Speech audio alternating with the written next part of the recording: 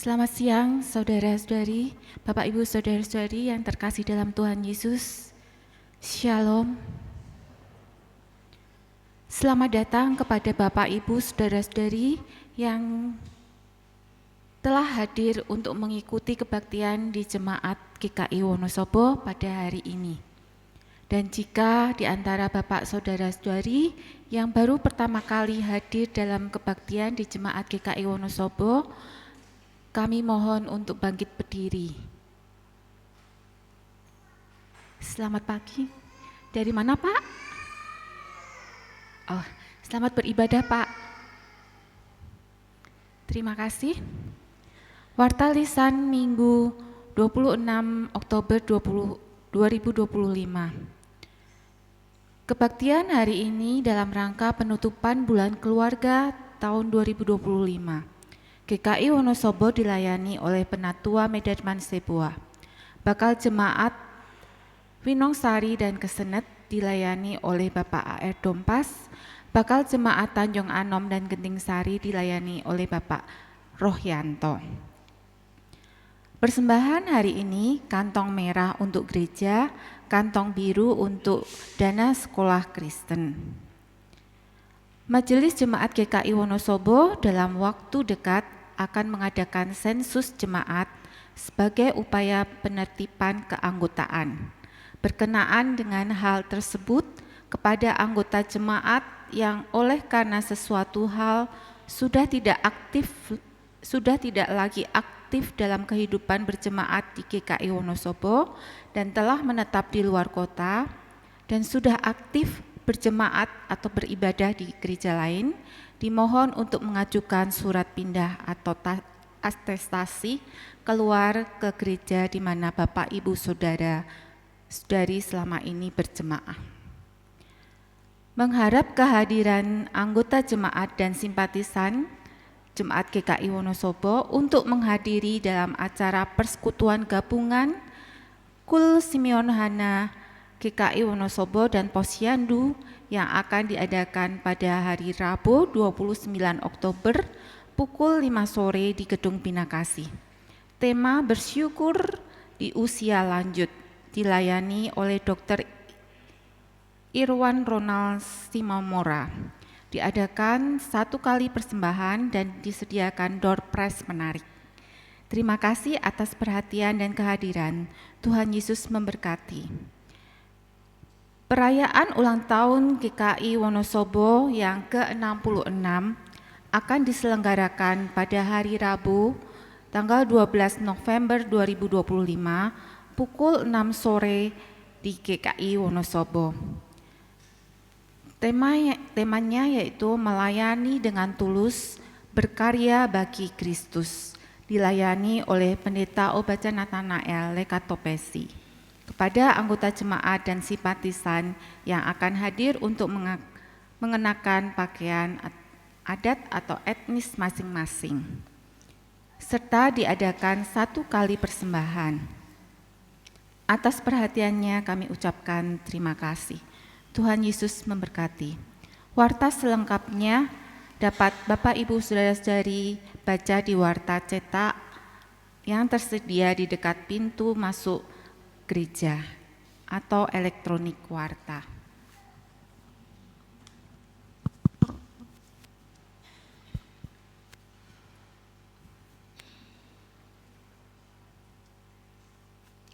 Bapak, Ibu, kakak-kakak, dan teman-teman, keluarga itu adalah gereja terkecil bagi orang Kristen. Seperti Tuhan telah memanggil gereja, Tuhan juga memanggil kita sebagai anggota keluarga untuk memelihara iman keluarga kita. Dengan kasih Tuhan yang ajaib, Tuhan akan menolong kita.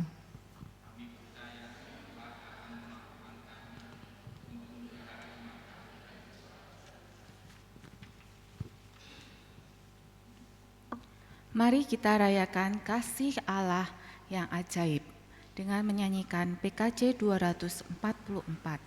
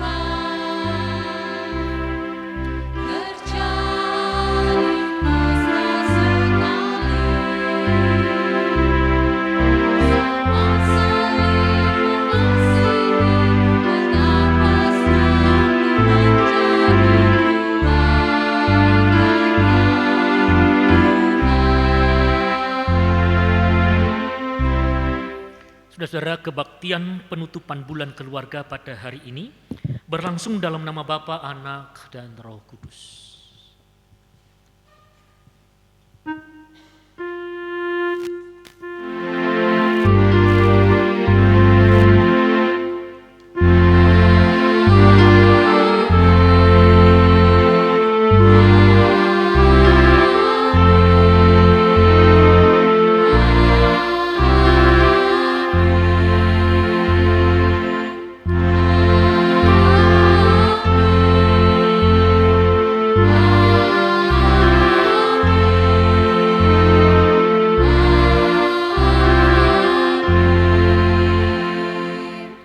Kasih Tuhan yang ajaib menyertai saudara. Dan menyertai saudara juga. Selamat hari Minggu, saudara-saudariku. Hari ini adalah hari terakhir bulan keluarga. Sepanjang bulan keluarga ini Tuhan mengingatkan kita untuk memperhatikan formasi spiritual keluarga. Kini mari bulatkan tekad kita bersama keluarga kita untuk saling mendukung dengan cinta Tuhan untuk memelihara iman keluarga. Papa, Mama, bagaimana iman keluarga?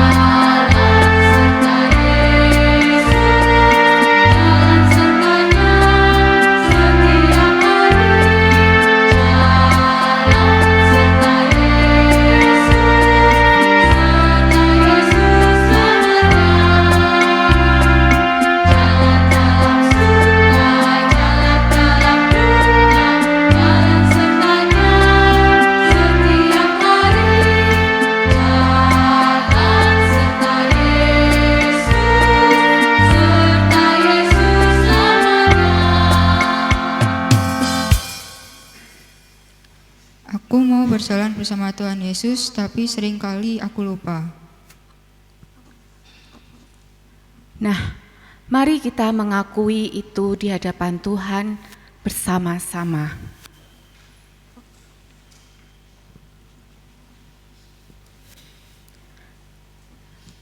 Dalam hening, mari kita akui kesalahan kita.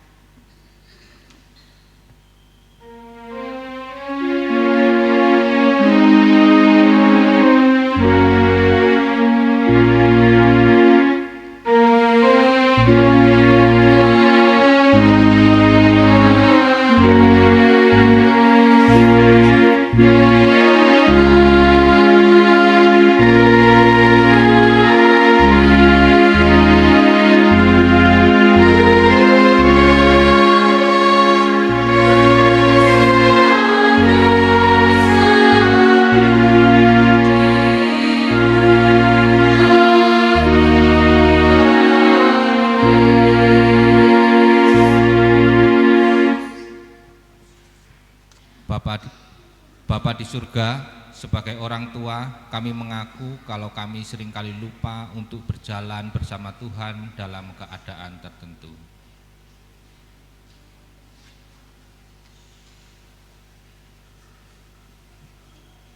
Dalam Kristus Tuhan, kami buka kerinduan kami.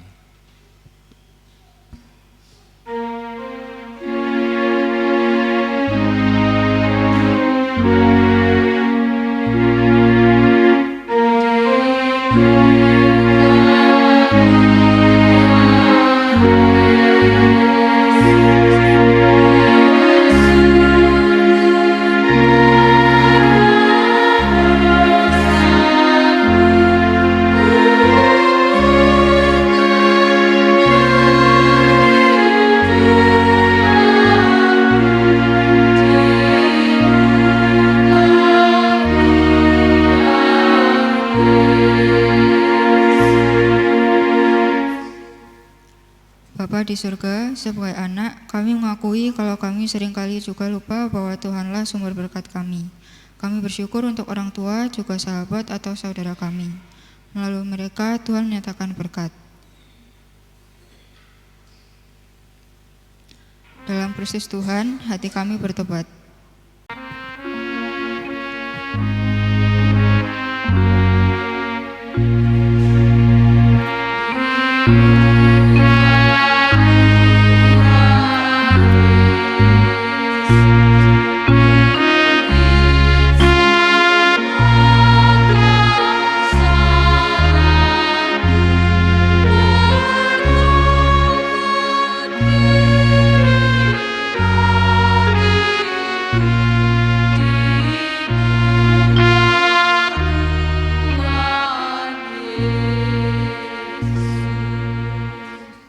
Bapa di surga, seringkali kami juga menolak kasih Tuhan yang datang kepada kami dengan berbagai cara, namun mengeluh seakan kami tidak mendapatkan kasih-Mu itu.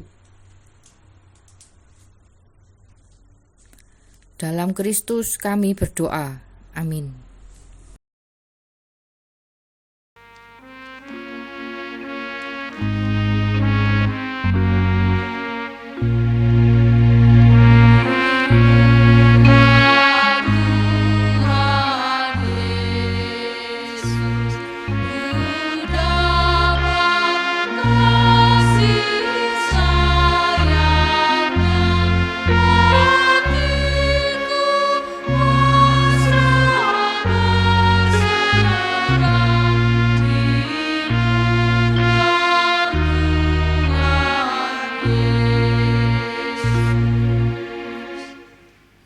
Ya Bapa, dengarkanlah pengakuan dosa kami. Mampukan kami hidup baru di minggu-minggu ke depan. Dalam Kristus Tuhan kami berdoa. Amin.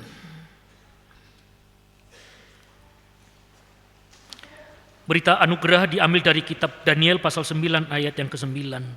Pada Tuhan Allah kami ada kasih sayang dan pengampunan, walaupun kami telah memberontak terhadap Dia.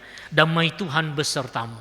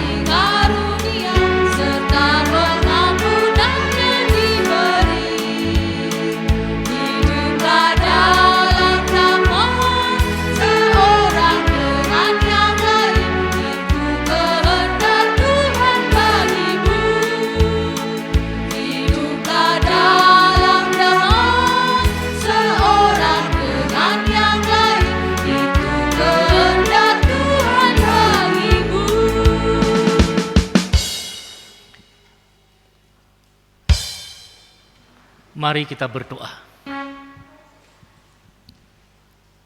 Kami membutuhkan firman-Mu. Bahtera rumah tangga kami begitu rapuh, rentan terhadap angin badai yang silih berganti menerpa di tengah-tengah pelayaran kehidupan di dunia ini. Beritahukan kepada kami rahasia untuk bertahan sehingga tidak terbawa arus oleh gelombang kehidupan yang silih berganti dan begitu derasnya. Kami percaya iman yang kuat bagaikan jangkar yang mengakar, yang membuat bahtera rumah tangga kami mungkin goyah, tetapi tidak terbawa arus ketika diterpa oleh gelombang yang dahsyat itu. Karena itu firman-Mu yang memampukan kami memelihara iman ini. Sehingga dalam segala situasi, musim kehidupan, kami tetap menjadi keluarga yang tetap mengasihi Tuhan dan juga saling mengasihi dalam seisi rumah tangga kami. Kami percaya kebenaran itu Engkau sajikan melalui anak-anak-Mu yang Engkau persiapkan secara khusus untuk membacakan kitab suci dan yang membawa kami masuk dalam perenungan. Kami membutuhkan rahasia itu sehingga kami boleh memelihara iman dan berdampak besar di dalam pertumbuhan kehidupan rohani kami sebagai satu keluarga yang diberkati. Berbicaralah, kami sudah siap mendengarkannya. Di dalam nama Tuhan Yesus kami berdoa. Amin. Pembacaan firman Tuhan kita yang pertama terambil dari kitab Yeremia 14 ayat 7 sampai 10 dan dilanjutkan ayat 19 sampai 22. Yeremia pasalnya yang ke-14 ayat 7 sampai 10 dilanjutkan ayat 19 sampai dengan 22. Sekalipun kesalahan-kesalahan kami bersaksi melawan kami, bertindaklah membela kami ya Tuhan oleh karena nama-Mu. Sebab banyak kemurtatan kami telah berdosa kepadamu. Ya pengharapan Israel, penolongnya di waktu kesusahan. Mengapakah engkau seperti orang asing di negeri ini, seperti orang perjalanan yang hanya singgah untuk bermalam? Mengapakah engkau seperti orang yang bingung, seperti pahlawan yang tidak sanggup menolong? Tetapi engkau ada di antara kami, ya Tuhan, dan nama-Mu diserukan di atas kami. Janganlah tinggalkan kami. Beginilah firman Tuhan tentang bangsa ini. Mereka sangat senang mengembara dan tidak menahan kakinya. Sebab itu Tuhan tidak berkenan kepada mereka. Tetapi sekarang Ia mau mengingat kesalahan mereka dan mau menghukum dosa mereka. Telah kau tolakkah Yehuda sama sekali? Telah merasa muakah engkau terhadap Sion? Mengapakah kami kau pukul sedemikian hingga tidak ada kesembuhan lagi bagi kami? Kami mengharapkan damai sejahtera, tetapi tidak datang sesuatu yang baik. Mengharapkan waktu kesembuhan, tetapi hanya ada kengerian. Ya Tuhan, kami mengetahui kefasikan kami dan kesalahan nenek moyang kami. Sungguh kami telah berdosa kepadamu. Janganlah engkau menampik kami oleh karena nama-Mu, dan janganlah engkau menghinakan tahta kemuliaan-Mu. Ingatlah perjanjian-Mu dengan kami, janganlah membatalkannya. Adakah yang dapat menurunkan hujan di antara dewa kesia-siaan bangsa ini? Atau dapatkah langit sendiri memberi hujan lebat? Bukankah hanya Engkau saja ya Tuhan Allah kami, pengharapan kami yang membuat semuanya itu? Demikianlah sabda Tuhan.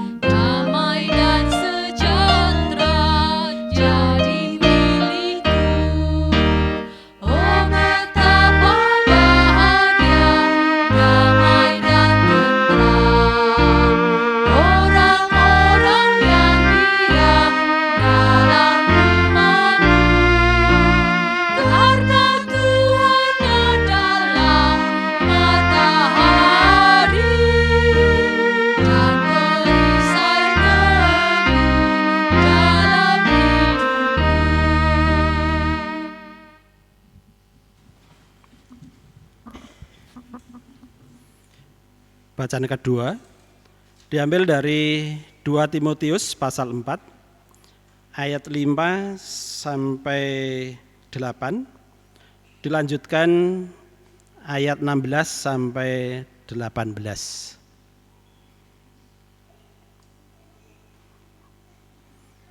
Ya. 2 Timotius 4 pasal 6 sampai 8, dilanjutkan 16 sampai 18 yang demikian. Mengenai diriku, darahku sudah mulai dicurahkan sebagai persembahan dan saat kematianku sudah dekat. Aku telah mengakhiri pertandingan yang baik. Aku telah mencapai garis akhir dan aku telah memelihara iman. Sekarang telah tersedia bagiku mahkota kebenaran yang akan dikaruniakan kepadaku oleh Tuhan, Hakim yang adil pada harinya.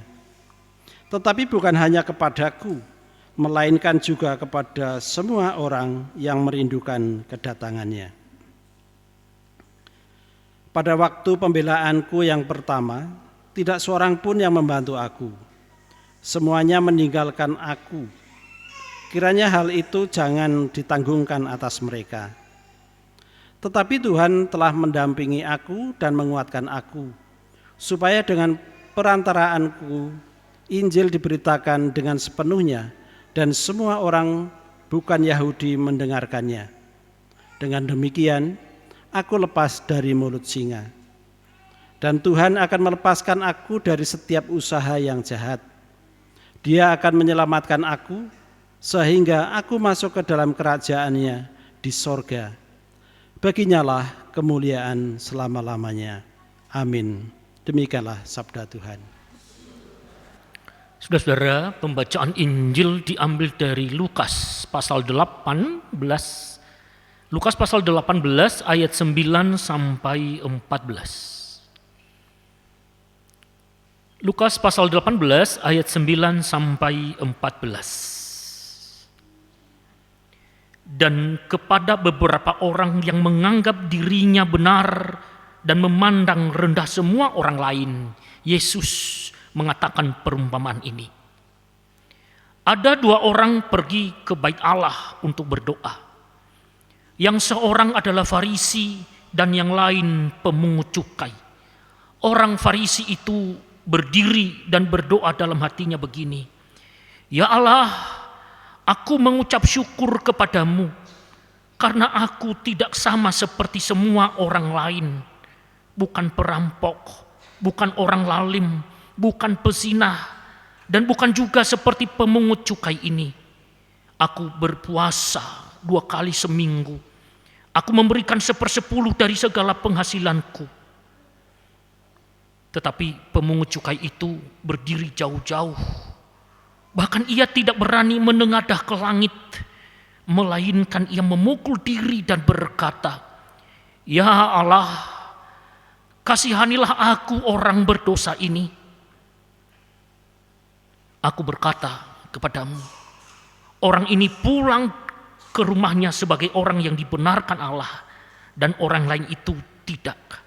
Sebab barang siapa meninggikan diri, ia akan direndahkan, dan barang siapa merendahkan diri, ia akan ditinggikan. Demikian pembacaan Injil Tuhan Yesus Kristus. Berbahagia kita yang membaca, merenungkan, dan menjadi pelaku firman Tuhan. Haleluya.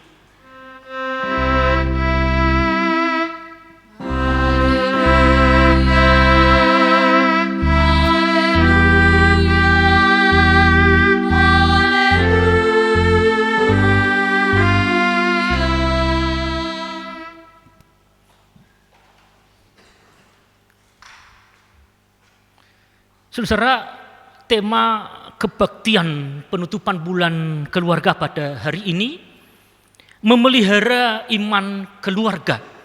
Saya mengawalinya dan Bapak Ibu juga sudah tahu beberapa minggu yang lalu berita viral di dunia pendidikan, di mana seorang ibu kepala sekolah harus dinonaktifkan sementara karena ia menegur seorang muridnya yang asyik menikmati sebatang rokok di lingkungan sekolahnya. Saudara, yang menarik bukan kasus itu menurut saya, tetapi tanggapan seorang dosen sekaligus pemerhati kebijakan pendidikan dari UGM. Namanya itu Dr. Subarsono, saudaraku, mengatakan bahwa pendisiplinan kepala sekolah terhadap anak yang merokok di lingkungan sekolah adalah sudah tepat. Ini karena sekolah adalah kawasan bebas rokok. Guru tidak hanya berfungsi sebagai pengajar untuk mentransfer ilmu, tetapi juga berfungsi sebagai pendidik agar murid menjadi anak berkualitas, berkarakter, dan berbudi luhur. Saya tidak mencatat semua, saudaraku, kutipan yang disampaikan oleh beliau menanggapi berita yang viral itu. Tetapi kelanjutan kalimatnya sebenarnya mengatakan begini, perlu juga para pendidik memeriksa diri dan mengevaluasi kembali metode pendidikan gitu, dalam rangka pendisiplinan murid itu. Dalam kasus misalnya ada murid yang merokok di kawasan sekolah, cara pendisiplinannya harusnya tidak seperti metode era dulu, tapi metode kekinian. Dia memberikan contoh konkretnya, metode pendisiplinan siswa yang merokok di era kekinian ini harusnya tidak seperti dulu yang pakai rotan, tetapi bisa jadi melalui memberikan PR kepadanya yang disaksikan oleh orang tuanya dengan judul dampak buruk merokok di usia dini, dengan mencari narasumber dan informasi dari berbagai media. Lalu itu dikumpulkan bersama dengan orang tuanya, dan itu jauh lebih tepat. Metode kekinian itu lebih berkesan. Bahkan di saat yang sama juga anak yang bersangkutan juga mengenali informasi dampak buruk dari merokok itu di usia dini pada saat itu. Bapak Ibu Saudaraku yang terkasih, saya kembali kepada tanggapan yang pertama tadi yang berkesan menurut saya sebenarnya, dan ini menjadi perenungan bagi kita semua sebagai keluarga. Ketika ia mengatakan pendidik itu harus mendisiplinkan anak dalam rangka apa? Supaya anak itu memiliki kualitas hidup yang baik, berkarakter, dan berbudi luhur. Kalimat ini penting. Lalu pertanyaannya adalah bagaimana supaya anak memiliki kualitas hidup yang baik, berkarakter, dan berbudi luhur? Jawabannya itu tema kebaktian minggu pada hari ini. Memelihara iman keluarga. Kenapa, saudara? Karena di dalam iman itu mengandung nilai-nilai Kristiani. Iman tidak hanya berbicara tentang koneksi antara aku dengan Tuhan, tidak hanya berbicara tentang masalah spiritualitas, tetapi iman berbicara tentang etika, karakter, sifat, dan moralitas yang dimiliki oleh setiap orang yang beriman. Penting memelihara iman Kristen itu. Saudara, apa arti memelihara? Secara harfiah mungkin kita memahaminya. Memelihara mungkin saya seperti memelihara tanaman. Supaya tidak layu kita siram. Supaya subur kita berikan pupuk unsur hara. Supaya tidak gagal kita berikan pestisida atau anti hama supaya berbuah. Ya, kalau tanaman. Tapi kalau manusia, saudaraku, untuk memahami itu kita melihat dari bahasa aslinya sebenarnya. Dia memakai kata tereuton pistin, pilaso ton pistin. Artinya apa? Memelihara itu menjaga, memelihara, mempertahankan iman, melindungi, mengawal iman. Jadi dari bahasa aslinya ini kita memahami sangat keliru bila orang tua berkata, sudah cukup tanggung jawab saya terhadap anak. Saya sudah memberikan uang jajan, mencukupi biaya sekolah, menyediakan semua keperluannya. Saudaraku, dari kata pilaso tempistin ini tidak hanya berhenti di situ. Dia mengatakan apa? Mengawal dan menjaga. Ketika di luar rumah sekalipun, pilaso itu dijaga, diawasi. Acap kali kita cuci tangan dan berkata, kalau di sekolah tanggung jawabnya Bapak Ibu Guru. Kalau di persekutuan tanggung jawabnya Pak Pendeta. Majelis jemaat. Yang penting saya antar sampai di pintu kelas sekolah minggu. Selanjutnya tanggung jawab guru sekolah minggunya. Saudara, kata memelihara lebih dalam dari itu maknanya. Tidak hanya sampai di situ, tapi dikatakan mengawasi. Kata mengawasi ruang lingkupnya tidak hanya di dalam interaksi ketika berada di rumah. Tapi kemana saja, itu arti daripada pilaso tempistin itu. Saudaraku, istilah ini dikutip dari perkataan Rasul Paulus yang mengatakan apa? Aku telah mengakhiri pertandingan yang baik. Aku telah mencapai garis akhir. Aku telah memelihara iman. Rasul Paulus sedang menyampaikan kesaksiannya kepada anak rohaninya yang bernama Timotius itu. Dia menggambarkan tadi bagaimana menjelang hidupnya, pengalaman yang dialaminya begitu ya di dalam mengikut Tuhan. Dia menggambarkan lawannya itu seperti singa gitu ya, yang beringas, yang buas, saudara. Gitu ya. Lalu dia juga menggambarkan kehidupan beriman itu seperti seseorang yang berada di dalam arena pertandingan.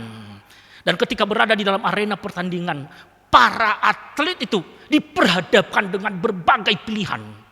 Dan bila salah memilih, itu satu fatal, saudara. Gitu ya. Karena tidak mudah. Dalam konteksnya tentunya Rasul Paulus berbicara tentang pertandingan yang pertama kali diadakan pada zamannya itu, yaitu maraton begitu ya di Yunani sana. Dia mengadakan pendekatan kontekstual supaya mudah dimengerti oleh anak rohaninya yang bernama Timotius ini. Lalu dia melihat bahwasanya apa yang dialami oleh seorang atlet maraton itu. Saudaraku, ketika mungkin ia berada di dalam arena yang sedang melaju kencang, apa yang akan terjadi? Paling tidak itu ada 3 yang terjadi. Yang pertama, ketika ia berlari, seorang atlet mengalami penderitaan.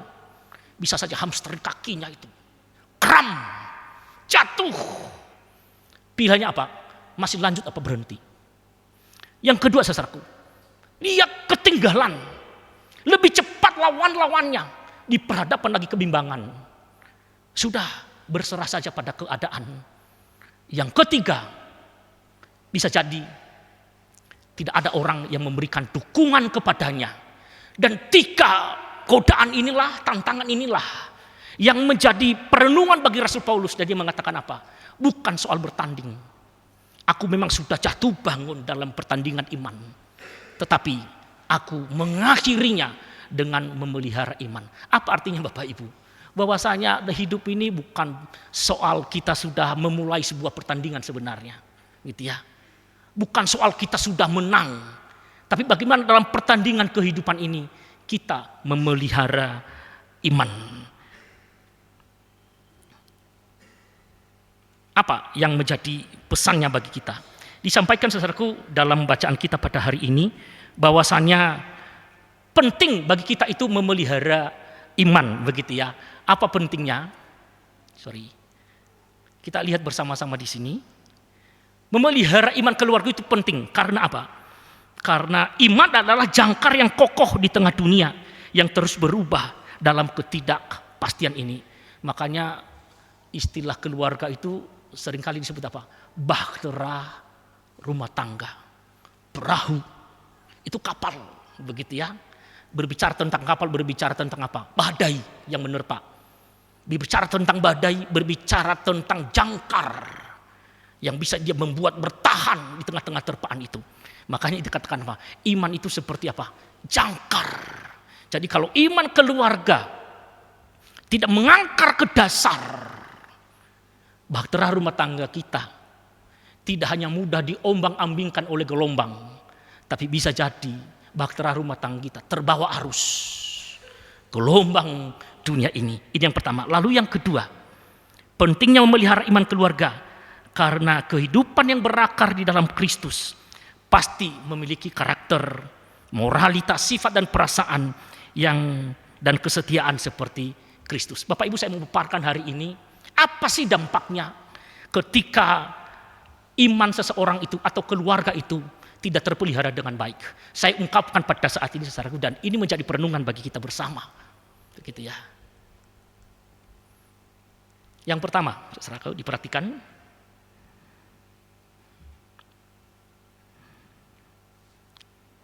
Seseorang yang dulu aktif di komunitas keagamaan, ketika sehat, imannya terpelihara, rajin beribadah, aktif dalam pelayanan.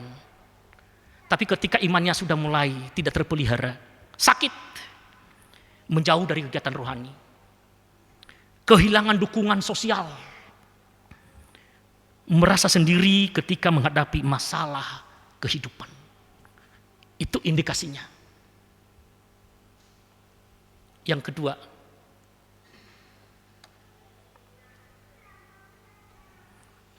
seorang pelaku bisnis yang mengutamakan integritas ketika memelihara imannya kepada Tuhan, menjunjung tinggi kejujuran dan etika bisnis, ketika sakit mulai berkompromi dengan ketidakjujuran, kehilangan integritas, mengalami kekosongan batin meskipun sebenarnya sukses secara materi.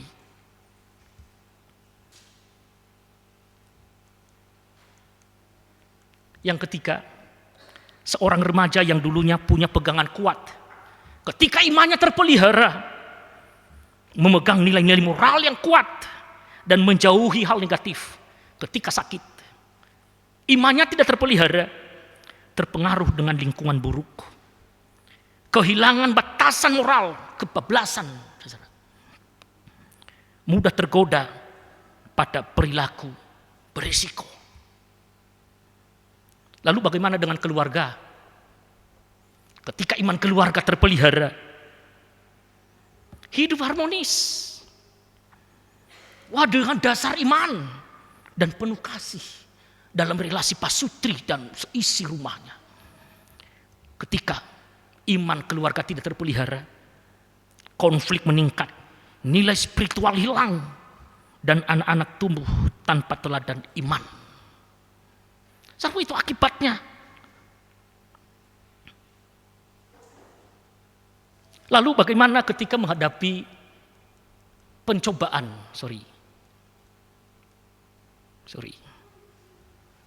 Nomor 4 ya. Sebagai keluarga, ketika menghadapi penderitaan, ketika terpelihara imannya kepada Tuhan, mereka pasti punya perenungan dan berkata, kalau menghadapi pencobaan jangan bertanya mengapa ini terjadi, tapi apa maksud Tuhan ya di balik setiap peristiwa kehidupan ini. Lalu mereka berkata dalam kesaksian mereka, tabah, sabar, semua itu rencana Tuhan. Luar biasa bukan? Tapi ketika jauh dari Tuhan, apa yang terjadi? Kehilangan iman, merasa putus asa, marah kepada Tuhan, dan kehilangan makna hidup. Bapak Ibu, itu yang terjadi juga di dalam kehidupan para murid. Masih ingat kisah dalam peristiwa Danau Galilea, ketika Tuhan Yesus tidur di buritan bersama dengan murid-muridnya gitu ya, dalam satu perahu itu. Angin dahsyat itu menerpa perahu mereka, lalu mereka memaksimalkan kekuatan mereka menaklukkan badai itu. Akhirnya mereka harus berserah. Mereka tidak mampu menaklukkan badai itu. Lalu apa yang menjadi ungkapan mereka di tengah-tengah keputusasaan itu? Mereka menyalahkan Tuhan dan berkata apa kepada Yesus? Guru, tidak peduli engkau kalau kita binasa. Saudaraku, ini ciri orang yang memang imannya tidak terpelihara. Makanya Yesus bangun. Dan apa kalimat Tuhan Yesus yang pertama kepada mereka, Bapak Ibu? Hai kamu orang yang kurang percaya, di manakah imanmu? Kalimat itu tegas dan lantang. Dan Yesus hadir tepat pada waktunya. Dan angin badai itu menjadi teduh sekali. Bapak Ibu Saudaraku yang dikasihi Tuhan, sungguh mengerikan bukan bila iman keluarga ini tidak terpelihara. Namun pertanyaan yang paling penting setelah kita melihat kebenaran ini, Bagaimana cara memelihara iman keluarga? Ini yang kita nantikan pada saat ini. Saudara, jawabannya itu berdasarkan leksionari pada hari ini. 4 bacaan pada hari ini memberikan satu rahasia dalam setiap kehidupan keluarga. Bagaimana supaya iman itu terpelihara? Caranya bagaimana? Saya sebutkan dalam 4 pilar iman keluarga ini. Yang pertama, keluarga yang mau dipulihkan harus menumbuhkan kesadaran di hadapan Tuhan bahwasanya ada kalanya kok Tuhan mengizinkan penderitaan, kegagalan, kesusahan dalam kehidupan keluarga kita. Dalam konteks kehidupan keluarga bangsa Israel, karena mereka melakukan dosa di hadapan Tuhan. Lalu bagaimana caranya supaya mereka pulih dari murka Allah itu? Saudaraku, mereka saling menyadarkan satu dengan yang lain dan berkata, ayo mari kita memeriksa diri. Kita sudah bersalah di hadapan Tuhan. Tidak ada seorang pun yang dapat menolong kita di tengah-tengah kesusahan besar ini. Kekeringan yang berkepanjangan membuat mereka berada di ujung tanduk. Lalu mereka menyadari bagaimana caranya supaya bisa hidup kembali. Harus bertobat. Saudaraku, ini juga menjadi pesan bagi kita pada saat ini. Ya, bagaimana kita juga boleh menjadi keluarga yang kembali dipulihkan oleh Tuhan. Sama seperti dalam kitab Mazmur juga yang kita baca pada hari ini. Dikatakan apa? Ketika Tuhan memulihkan kita itu, lembah diubah menjadi apa? Menjadi sumber air. Padang gurun diubah menjadi padang rumput yang hijau. Ketika Tuhan memulihkan kita. Caranya bagaimana? Mari saling menyadarkan satu dengan yang lain. Entah engkau sebagai suami sadarkan istrimu. Engkau sebagai istri sadarkan suamimu. Engkau orang tua jangan diem. Sadarkan anak-anakmu. Engkau anak-anak juga menyadarkan orang tuamu. Supaya sadar. Maukah keluargamu dipulihkan oleh Tuhan. Penuh dengan damai sejahtera itu. Ketentraman itu. Mari membuka diri kepada satu dengan yang lain. Saudara, ini yang pertama. Lalu yang kedua. Bagaimana membangun iman keluarga itu, memeliharanya. Sangat jelas dalam Mazmur yang dinyanyikan pada hari ini. Membangun persekutuan di tengah-tengah keluarga. Gitu ya. Dikatakan apa tadi? Berbahagia, tentram, penuh damai sejahtera. Mereka yang selalu merindukan kehadiran Tuhan dan selalu merindukan rumah Tuhan. Saudaraku, rumah Tuhan mungkin dalam pemahaman kitab suci selalu identik dengan bait suci. Tetapi sesungguhnya rumah Tuhan tidak selalu identik dengan gedung, gitu ya. Tapi bisa berbicara tentang persekutuan kita. Gereja, keluarga adalah gereja kecil.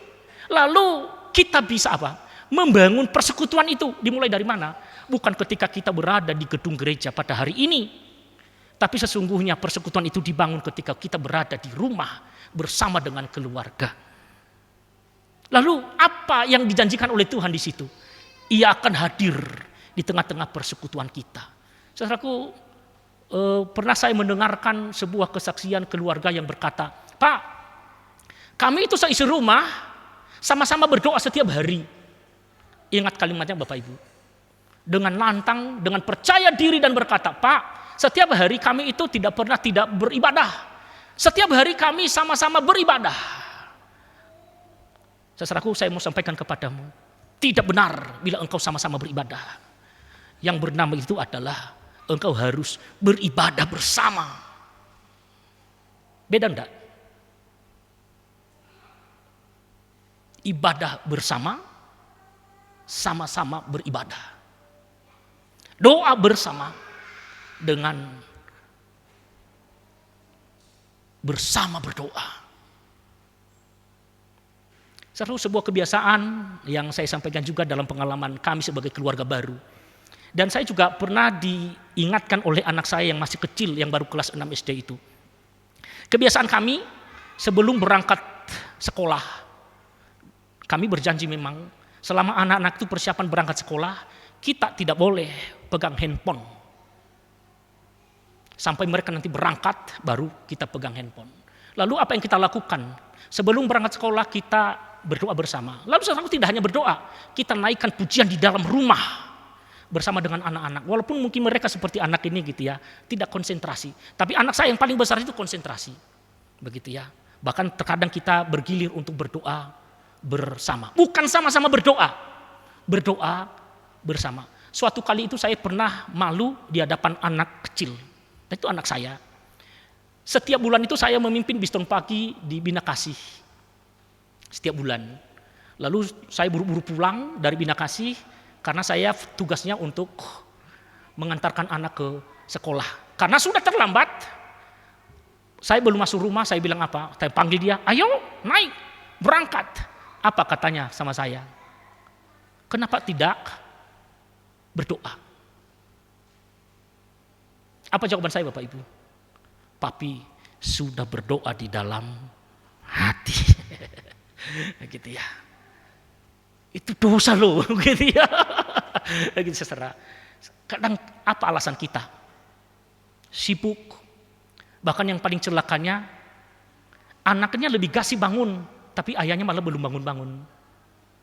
Belum lagi nanti pas pulang kerja, anaknya sudah tidur, orang tuanya baru pulang. Begitu juga besoknya.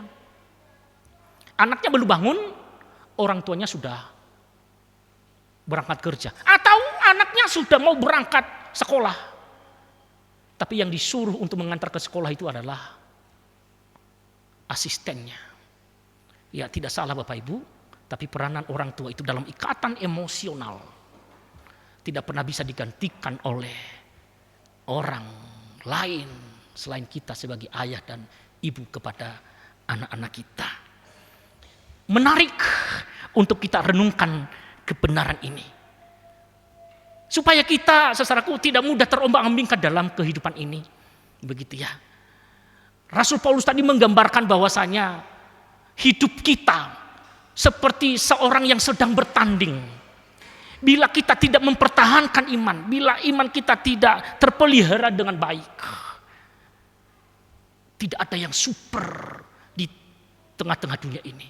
Semua lemah, rentan, rapuh. Tapi bila relasi kita dengan Tuhan, bersama juga dengan orang-orang yang kita kasihi di sekitar kita. Saudaraku, ketika kita saling mengingatkan satu dengan yang lain, ketika yang satu jatuh, ia tidak sampai tergeletak karena ada yang menyadarkan. Pada saat itulah kita boleh bangkit kembali. Dan relasi itu yang harus dihidupi. Saudaraku, dari awal tadi saya sudah sampaikan, iman itu seperti jangkar. Gitu ya. Kalau tidak mengakar kuat, apalagi di zaman sekarang ini, di era yang sangat terbuka, anak-anak kita tidak hanya mendengarkan informasi dari kita yang seringkali mengaku sudah banyak pengalaman. Bisa jadi anak-anak lebih mudah mengakses berbagai informasi, gitu ya. Dan itu sangat terbuka. Ditambah dengan era digital pada saat ini yang membuat relasi dalam sebuah rumah itu tidak seperti dulu lagi. Dan itu memang realita yang harus dihadapi. Lalu bagaimana mensikapi itu? Saudara, perubahan zaman boleh saja terjadi. Tetapi relasi di dalam persekutuan keluarga tidak boleh terkikis oleh teknologi yang membuat setiap insan di era kekinian ini menjadi individualistik. Masa bodoh dengan sekitarnya. Karena prinsip tadi sama-sama berdoa, sama-sama beribadah. Saudaraku, istilah itu kurang tepat kalau saya pahami. Yang tepat adalah sama-sama, bersama beribadah, berdoa bersama, memuji Tuhan bersama-sama. Lalu pertanyaannya, siapakah imam yang memelihara iman keluarga itu? Menyadarkan kita kembali, engkau sebagai ayah, juga engkau sebagai ibu. Itu tadi yang disampaikan oleh Rasul Paulus. Aku bersaksi. Ini menunjukkan satu keteladanan kepada anak rohaninya. Bahwasanya kita sebagai orang tua adalah sebagai teladan iman bagi anak-anak kita. Saya sampaikan saudara bahwasanya anak-anak kekinian ini tidak begitu suka dengan ceramah loh. Yang mereka suka itu apa? Melihat secara langsung. Jadi integritas itu penting. Berintegritas artinya apa? Sebuah sikap yang selalu berusaha menselaraskan antara yang diucapkan dengan yang dipraktikkan di dalam kehidupan nyata. Dan biarlah kebenaran ini senantiasa menjadi perenungan bagi kita, dan keluarga kita menjadi keluarga yang memuliakan Tuhan. Keluarga yang melayani, keluarga yang juga menghadirkan damai sejahtera di tengah-tengah lingkungan di mana kita berada. Tuhan Yesus memberkati kita. Amin.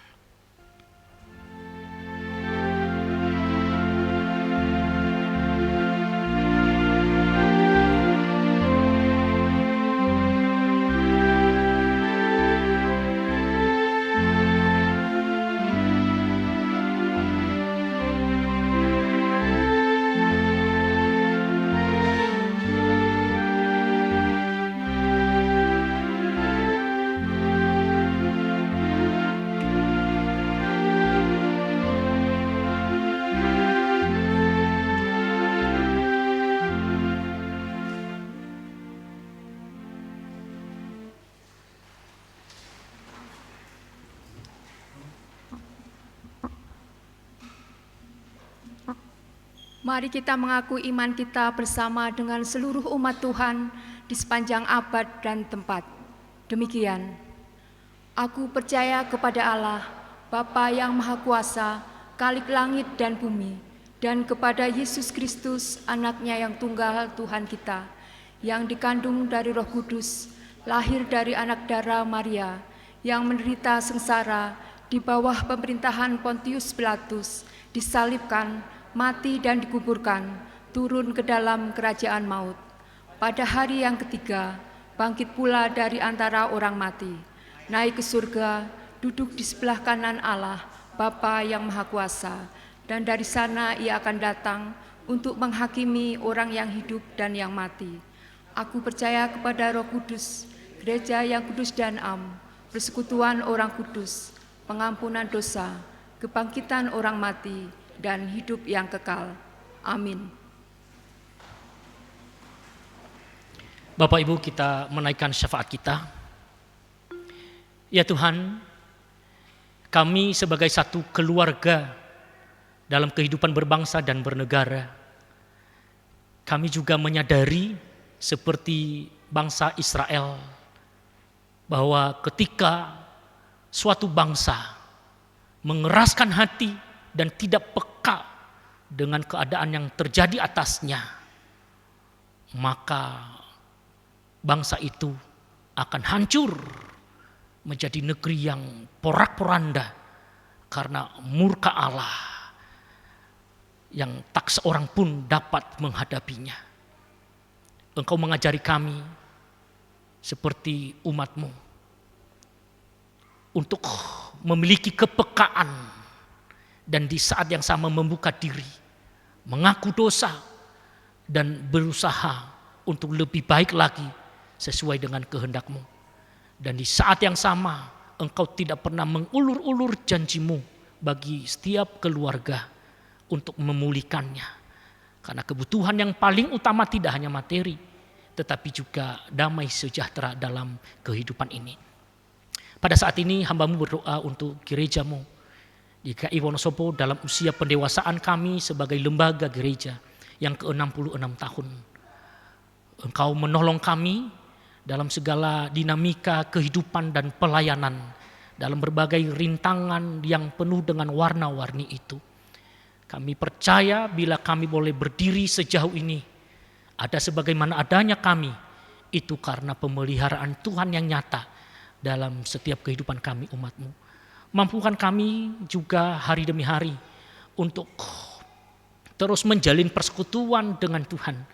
Karena percaya bahwasanya gereja yang sesungguhnya bertolak dari keluarga masing-masing, di mana mesbah doa, puji-pujian itu didirikan sejak di dalam keluarga-keluarga Kristen. Namun kami juga bergabung bersama-sama di dalam persekutuan sebagai keluarga besar anak-anak Tuhan di GKI Wonosobo. Engkau mengajari kami bahwasanya rahasia untuk menang di dalam pertandingan iman ini ketika kami hari demi hari memelihara iman, koneksi kehidupan spiritualitas kami dengan Tuhan. Kami berdoa untuk segenap keluarga-keluarga yang sedang bergumul karena masalah keharmonisan, yang sedang bergumul karena masalah komunikasi yang dirasakan akhir-akhir ini tidak seperti dulu lagi dan ingin dipulihkan. Firman-Mu yang sudah diperdengarkan ini senantiasa juga boleh menyentuh hati kami dan kami mempercayainya dapat memulihkan keberadaan kami kembali di hadapan-Mu. Keluarga yang bergumul dalam masalah keuangan, studi anak-anak, masalah pekerjaan, dan berbagai pergumulan lainnya. Ya Tuhan, sumber kekuatan kami hanya berasal daripada-Mu. Mampukan kami untuk tetap teguh, pusat pengharapan kami hanya tertuju kepada Kristus. Ajarlah kami tetap setia dan percaya kepada janji pemeliharaan-Mu. Engkau tidak pernah terlambat bagi setiap kami. Terima kasih, kami menyerahkan perayaan HUT GKI Wonosobo yang ke-66 ini pada tanggal 12 November mendatang. Dan biarlah kami juga boleh dibukakan kembali memori ingatannya bagaimana Tuhan menyertai perjalanan kehidupan jemaat-Mu. Dan sekaligus juga melihat jauh ke depan bagaimana kami menghidupi tritugas panggilan kami sebagai gereja dalam bersaksi, bersekutu dan melayani-Mu. Satukan derap kami di dalam misinya Tuhan seperti yang Engkau berikan kepada kami. Terima kasih Bapa, kami menyerahkan seluruh pergumulan kami, doa-doa kami yang belum terucap dalam syafaat ini. Di dalam doa Bapa kami yang Tuhan Yesus ajarkan kepada kami demikian. Bapa kami yang di surga, dikuduskanlah nama-Mu, tengah kerajaan-Mu, jadilah kehendak-Mu di bumi seperti di surga. Berikanlah kami pada hari ini makanan kami yang secukupnya. Dan ampunilah kami akan kesalahan kami, seperti kami juga mengampuni orang bersalah kepada kami. Dan janganlah membawa kami ke dalam pencobaan, tetapi lepaskanlah kami daripada yang jahat, karena Engkau yang punya kerajaan dan kuasa dan kemuliaan sampai selama-lamanya. Amin.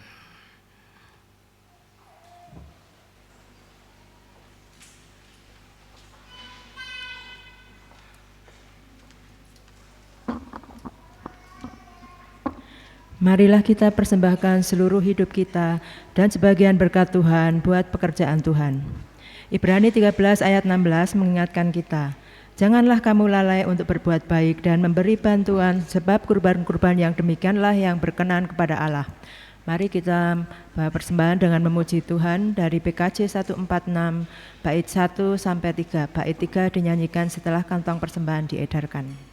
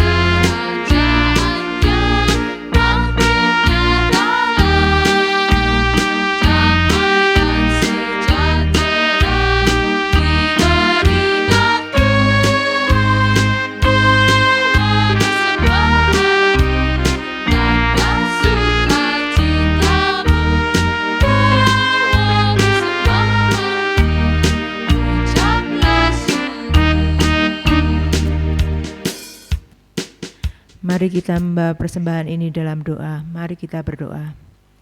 Bapa di dalam surga, kami membawa persembahan kami kepada Tuhan yang menolong kami untuk memelihara iman kami. Terimalah persembahan ini dan diri kami ya Bapa. Dalam nama Tuhan Yesus kami berdoa. Amin.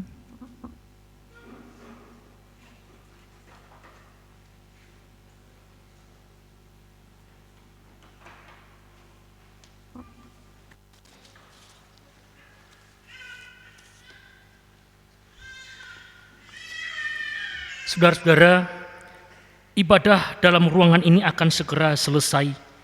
Namun ibadah yang sesungguhnya terus terjadi saat kita setia memelihara iman kita.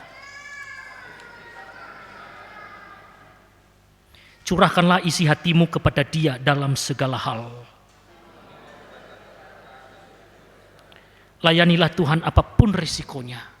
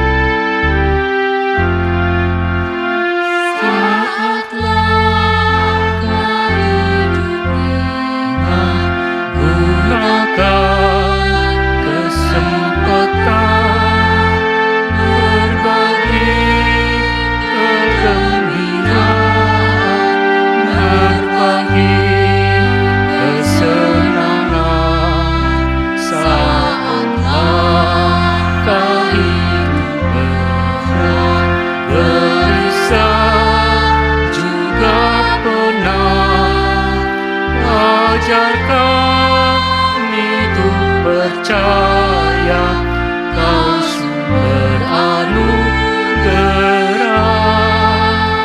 Ajar kami untuk percaya Kau sumber anugerah.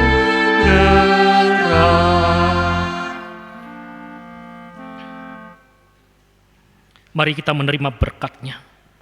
Tuhan memberkati kita dan melindungi kita. Tuhan menyinari kita dengan wajah-Nya dan memberi kita kasih karunia. Tuhan menghadapkan wajah-Nya kepada kita dan memberi kita damai sejahtera. Amin.